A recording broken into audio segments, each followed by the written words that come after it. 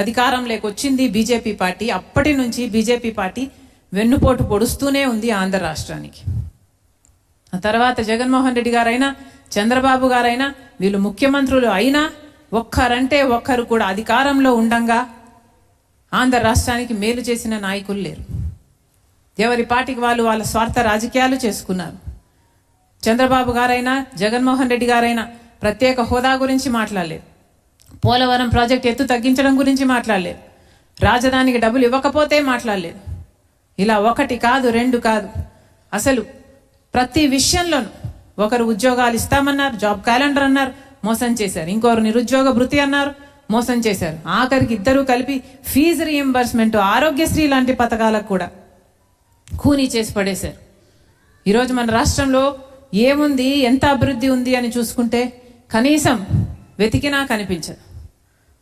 మన రాష్ట్రం, మన దేశంలో అసలు రాజధాని లేని రాష్ట్రం ఏదైనా ఉంది అంటే అది ఒక్క ఆంధ్ర రాష్ట్రం మాత్రం మిగిలిపోయింది. ఇంత దారుణంగా పరిపాలన చేశారు. చేసింది కాక ఈరోజు ఇద్దరు, జగన్మోహన్ రెడ్డి గారైనా సరే, చంద్రబాబు గారైనా సరే, ఇద్దరు పవన్ కళ్యాణ్ గారైనా సరే, అందరూ కలిపి బీజేపీకే ఊడిగలు చేస్తున్నారు. బీజేపీ ఏం మేలు చేసింది, ఏం లాభం చేసింది మన రాష్ట్రానికి? ఏమీ చేయకపోయినా కూడా వీళ్ళ స్వార్థ రాజకీయాల కోసం ఈరోజు బీజేపీకి ఊడిగలు చేస్తున్నారు. బీజేపీకి బానిసలుగా తయారయ్యారు. బీజేపీ ఏ బిల్లుకు మద్దతు ఇమ్మంటే ఆ బిల్లుకు మద్దతు ఇస్తున్నారు. ఒకటి కాదు రెండు కాదు, ఎన్ని రకాలుగా మన ఆంధ్ర రాష్ట్రాల్ని, ఆంధ్ర రాష్ట్ర బిడ్డలకి అన్యాయం చేయాలో అన్ని రకాలుగా ఇద్దరు అన్యాయం చేశారు. జగన్మోహన్ రెడ్డి గారైతే జలయజ్ఞం నవరత్నాలలో పెట్టి రాజశేఖర్ రెడ్డి గారి కళ జలయజ్ఞం పూర్తి చేయాలి అని 6 నెలల్లో పూర్తి చేస్తానని చెప్పి జలయజ్ఞం చేయలేదు. చంద్రబాబు గారు సూపర్ 6 అన్నారు, నిరుద్యోగ భృతి 3,000 రూపాయలు అన్నారు, మహిళలకు ప్రతి నెల 1,500 అన్నారు. సూపర్ ఫ్లాప్ చేశారు. అయినా కూడా బీజేపీకి ఇద్దరు, ఒకరు సక్రమ పొత్తు పెట్టుకుంటే ఇంకొకరు అక్రమ పొత్తు పెట్టుకున్నారు. ఇద్దరు బీజేపీ పక్షమే. ఈరోజు కాంగ్రెస్ పార్టీ మాత్రమే ప్రజల పక్షాన నిలబడింది. అటు జగన్మోహన్ రెడ్డి గారైనా, ఇటు చంద్రబాబు గారైనా, పవన్ కళ్యాణ్ గారైనా, ఇందాక మన నాయకులు చెప్పినట్టుగా బాబు, జగన్, పవన్, బీజేపీ అంటే ఎక్కడో లేదు మన రాష్ట్రంలో. ఈ ముగ్గురే బీజేపీ, ముగ్గురు బీజేపీ పక్షం, మోడీ పక్షం. ఈరోజు కాంగ్రెస్ పార్టీ మాత్రమే ప్రజల పక్షాన నిలబడుతుంది, ప్రజల పక్షాన ప్రశ్నిస్తుంది, ప్రజల పక్షాన పోరాటాలు చేస్తుంది. రాహుల్ గాంధీ గారి నాయకత్వంలో ఈరోజు కాంగ్రెస్ పార్టీని బలపరచాలి అన్న దృఢ నిర్ణయంతో మణికం ఠాకూర్ గారు, అలాగే గణేష్ గారు, ఏఐసిసి నుంచి పలక్ గారు, వీళ్ళందరూ కలిసి రాష్ట్రంతో దగ్గరగా పనిచేసి కాంగ్రెస్ పార్టీని ఎలాగైనా బలోపేతం చేయాలి అన్న ఉద్దేశంతో ఈరోజు ఇతర పార్టీల నుంచి కూడా చేరికలు ఉండాలి అన్న ఉద్దేశంతో ఎంతో ఇనిషియేటివ్ తీసుకొని ఈరోజు ఈ కార్యక్రమం చేపడితే ఈరోజు 100 మంది కాంగ్రెస్ పార్టీలో చేరుతున్నారు. కాంగ్రెస్ పార్టీలో చేరాలి. ఇది ఫేజ్ 1 మాత్రమే. ఇది ఇంకా ఇంకా పెరగాలి. ఎందుకంటే ఈరోజు దేశానికి అవసరం కాంగ్రెస్ పార్టీ. ఈరోజు మన దేశం ఎంత దారుణమైన స్థితిలో ఉంది. పెట్రోల్, డీజిల్, ఆయిల్ అన్ని ఛార్జీలు పెరిగిపోయాయి.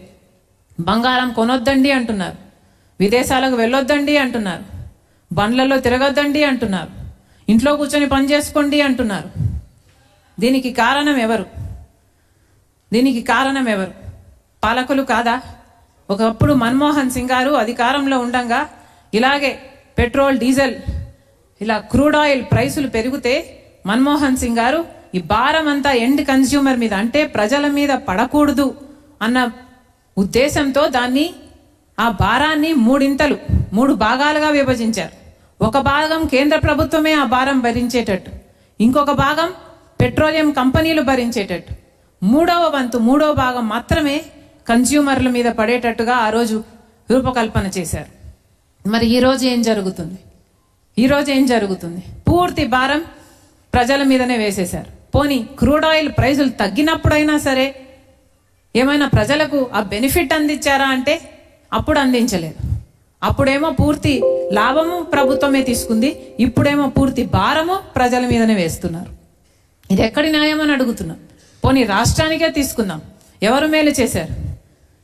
చంద్రబాబు గారైనా సరే, జగన్మోహన్ రెడ్డి గారైనా సరే, మొత్తం అందరూ స్టేట్ ట్యాక్సులు కలిపితే ఆంధ్ర రాష్ట్రంలో ఉన్నంత ఛార్జీలు దేశంలో ఇక ఎక్కడా లేవంట. పెట్రోల్ డీజిల్ ధరలు కేవలం ఆంధ్ర రాష్ట్రంలో మాత్రమే హైయెస్ట్ అంట మన దేశంలో. ఎందుకంటే రాష్ట్రం అన్ని ట్యాక్సులు వేస్తుంది, అన్ని సెస్సులు వేస్తుంది. దాంతో ఆంధ్ర రాష్ట్రం మన దేశంలోనే టాప్లో ఉంది పెట్రోల్ డీజిల్ ఛార్జీలలో. ఈరోజు సిగ్గు లేకుండా ఈరోజు పొద్దున పేపర్లో చూస్తే వైసీపీ వాళ్ళు ధర్నాలు చేశారట. దేనికి ధర్నాలు చేశారంటే పెట్రోల్ డీజిల్ ఛార్జీలు పెంచారని, అదే ఆంధ్ర రాష్ట్రంలోనే హైయెస్ట్గా ఉన్నాయని ధర్నాలు చేశారట. ఒక్క చోటైనా జగన్మోహన్ రెడ్డి గారైనా ఏ నాయకుడైనా మా ప్రభుత్వంలో కూడా మేము ఇలాగే చేశాము, మా ప్రభుత్వంలో కూడా అప్పుడు కూడా ఆంధ్ర రాష్ట్రంలోనే హైయెస్ట్ డీజిల్ పెట్రోల్ని ఒక్కడైనా నిజాయితీగా చెప్తున్నాడా? లేదు. వీళ్ళేదో పెద్ద హీరోలు అయినట్టుగా వీళ్ళు పోరాటాలు చేస్తున్నారంట. పోనీ చంద్రబాబు గారు ఆ రోజుల్లో జగన్మోహన్ రెడ్డి గారు అంత వేటేస్తూ